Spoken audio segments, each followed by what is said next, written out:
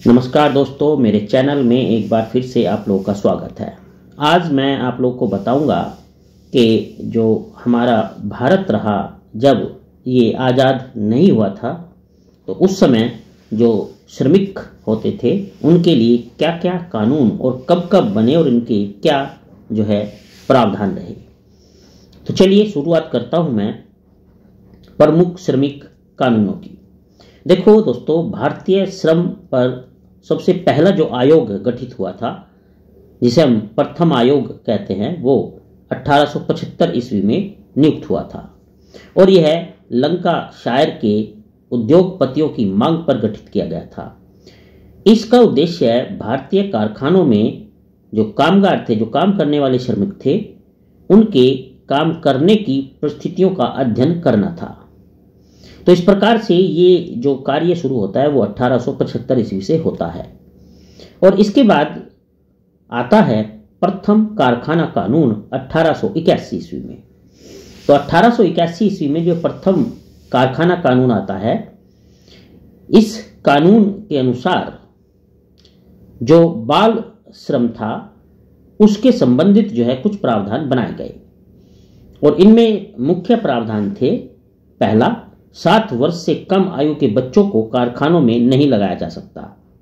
दूसरा, 12 वर्ष से कम आयु के बच्चों के काम करने के घंटों को सीमित किया गया और खतरनाक मशीनों को बाड़े से घेरने का निर्देश दिया गया।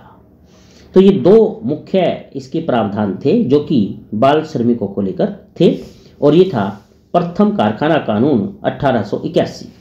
दूसरा कारखाना कानून आता है 1891 ईस्वी में और इस दूसरे कारखाने कानून के जो मुख्य प्रावधान थे वो थे स्त्रियों को लेकर, यानी महिलाओं से संबंधित। इस कारखाना कानून में स्त्रियों की स्थिति में सुधार करने से संबंधित कुछ बातें बताई गई और इसमें बच्चों के काम करने की न्यूनतम आयु 9 वर्ष निर्धारित की गई। मेरी बात क्लियर है? पहले 7 वर्ष की बात थी प्रथम में, अब इस द्वितीय में 9 वर्ष निर्धारित की गई और 14 वर्ष से कम आयु के बच्चों के लिए समय सीमित किया गया। इसमें 1.5 घंटे के मध्यम अवकाश एवं साप्ताहिक अवकाश की व्यवस्था भी की गई। यानी जो दूसरा कारखाना कानून था, इसमें 1.5 घंटे का बीच में इंटरवल, यानी जिसको हम एक तरीके से ब्रेक कहते हैं, वो और एक साप्ताहिक अवकाश की भी, छुट्टी की भी इसमें बात की गई थी। इसके बाद आता है दोस्तों तीसरा कारखाना कानून और जो तीसरा कारखाना कानून आता है ये आता है सन 1911 ईस्वी में और इसका जो सबसे महत्वपूर्ण प्रावधान था वो ये था कि ये जो औद्योगिक श्रमिक होते थे उनकी सुरक्षा और उनके स्वास्थ्य को किस तरीके से जो है एक तरीके से बढ़िया बनाया जाए।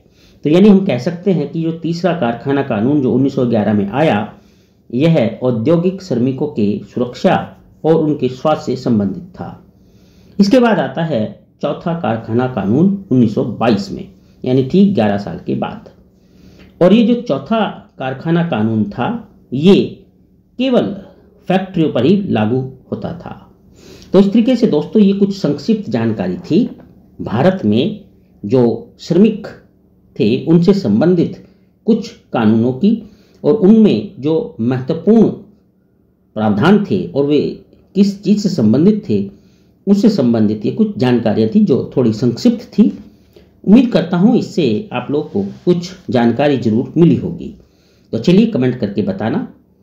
आगे कुछ और महत्वपूर्ण जानकारी के लिए फिर मिलूंगा, तब तक के लिए मुझसे जुड़े रहिए। आपका बहुत बहुत धन्यवाद। आपका दिन शुभ हो।